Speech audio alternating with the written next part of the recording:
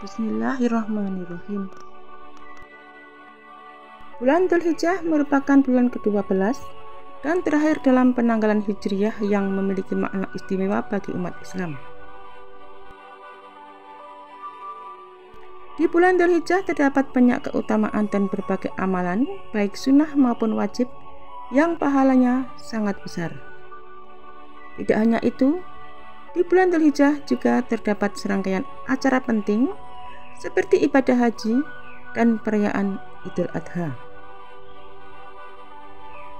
Lalu amalan apa saja dan keutamaan dari amalan-amalan yang dianjurkan pada bulan Dzulhijjah?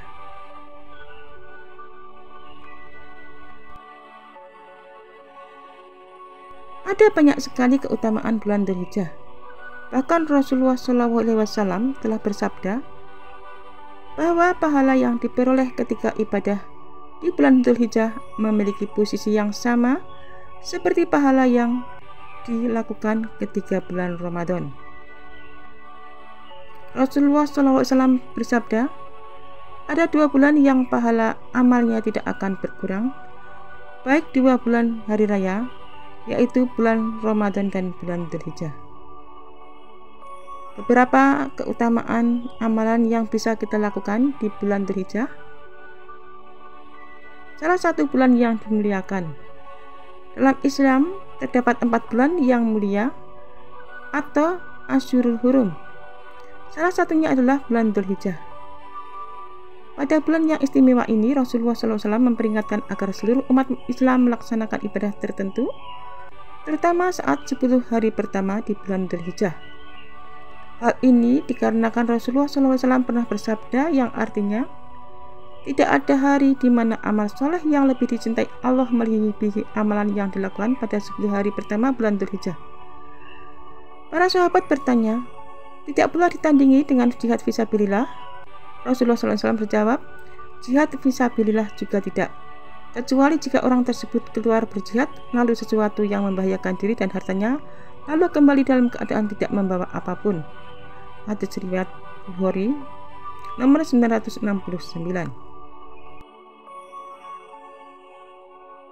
Dzulhijjah merupakan bulan yang dalam agama Islam dinantikan kehadirannya oleh seluruh umat Islam di dunia. Hal ini karena pada bulan ini menjadi waktu pelaksanaan ibadah haji. Untuk itu bulan Dzulhijjah juga disebut sebagai dengan bulan haji. Seperti diketahui, haji termasuk rukun Islam yang kelima yang wajib bagi orang yang mampu. Hal inilah yang menjadikan Dzulhijjah menjadi bulan yang istimewa. Dan pada bulan Dzulhijjah juga terdapat hari Arafah. Hari Arafah adalah merupakan puncak dalam amal ibadah haji, di mana para jamaah berkumpul di padang Arafah untuk memohon ampunan kepada Allah. Dan momen ini terjadi di bulan Dzulhijjah, tepatnya tanggal 9 Dzulhijjah.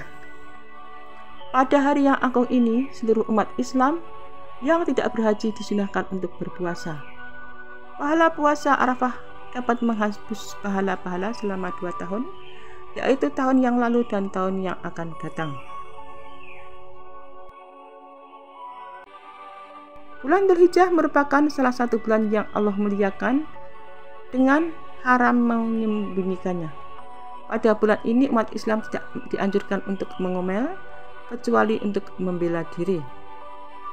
Anjuran tersebut tertuang dalam Quran Surat At-Taubah ayat 36 yang artinya, sesungguhnya kumpulan bulan pada sisi Allah adalah 12 bulan. Dalam ketetapan Allah pada waktu Dia menciptakan langit dan bumi, di antaranya 4 bulan haram. Itulah ketetapan agama yang lurus. Maka janganlah kamu menganiaya diri kamu dalam bulan yang keempat itu. Dan perangilah kaum musyrikin itu, semuanya sama seperti mereka pun memerangi kamu semuanya, dan ketahuilah bahwasanya Allah beserta orang-orang yang bertakwa. Ayat tersebut menjelaskan bahwa Allah melarang untuk berteriak karena mulianya bulan ini. Sebaliknya kita dianjurkan untuk memperbanyak ibadah. Karena selain Dzulhijjah ada 3 bulan lainnya yang dilarang untuk memancing, yaitu bulan Rajab, bulan Muharram, dan bulan Dzulqa'dah.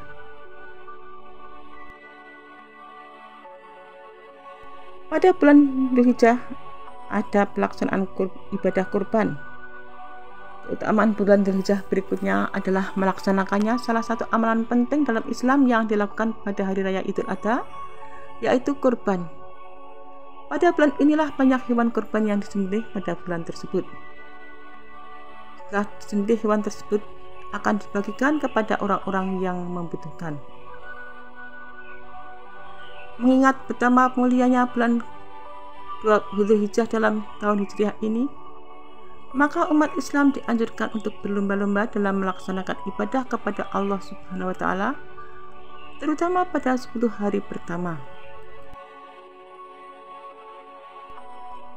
Dan kita dianjurkan untuk melaksanakan puasa sunnah sejak hari pertama hingga hari ke-9 di bulan Dzulhijjah.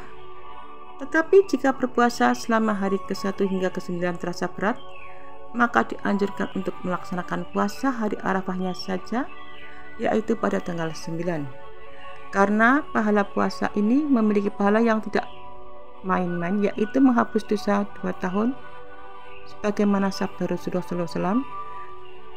Puasa Asyura dapat menghapuskan dosa setahun yang lalu, dan puasa Arafah itu dapat menghapuskan dosa selama 2 tahun, setahun yang lalu dan setahun yang akan datang. Pada bulan ini dianjurkan untuk berzikir dan mengumandangkan takbir.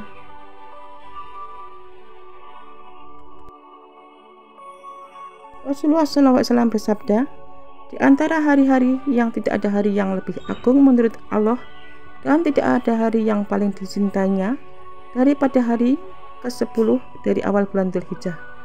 Pada hari itu perbanyaknya membaca tasbih, tahmid, tahlil, dan takbir.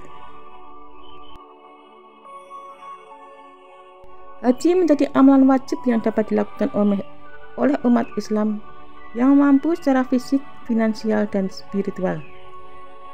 Allah berfirman dalam Quran Surat Al-Hajj ayat 27-28 yang artinya, dan berserulah kepada manusia untuk mengerjakan haji, niscaya mereka akan datang dengan berjalan kaki dan mengendarai unta yang kurus yang datang dari segenap penjuru yang jauh, supaya mereka menyaksikan berbagai manfaat bagi mereka dan supaya mereka menyebut nama Allah pada hari yang telah bertekad atas rezeki yang Allah telah berikan kepada mereka berupa binatang ternak. Mengingat mulianya bulan ibadah ini, maka diperlukan persiapan yang matang agar perjalanan dapat tenang. Maka dari itu banyak umat Islam mulai membuka diri untuk beribadah. Dzulhijjah merupakan salah satu bulan haram yang mulia. Bulan ini termasuk salah satu dari bulan haram, yaitu bulan-bulan yang mulia yang telah dimuliakan oleh Allah Subhanahu wa Ta'ala, sebagaimana Allah berfirman yang artinya, sesungguhnya bilangan bulan di sisi Allah ialah 12 bulan, sebagaimana ketetapan Allah di Lauh Mahfuz pada waktu Dia menciptakan langit dan bumi. Di antaranya ada 4 bulan haram. Itulah ketetapan agama yang lurus. Maka janganlah kamu mendolimi dirimu padanya di 4 bulan itu, dan perangilah orang-orang musyrik semuanya sebagaimana mereka pun memerangi kamu semuanya. Ketahuilah bahwa Allah sesungguhnya bersama orang-orang yang bertakwa. Pada bulan Dzulhijjah disunahkan untuk mengumandangkan takbir. Takbir disunahkan selama hari-hari Dzulhijjah, terutama sejak tanggal 1 hingga akhir dari hari tasyrik. Disuarakan dengan lantang oleh laki-laki dan dengan lirih oleh perempuan, baik di rumah, di pasar, di jalanan, hingga di masjid.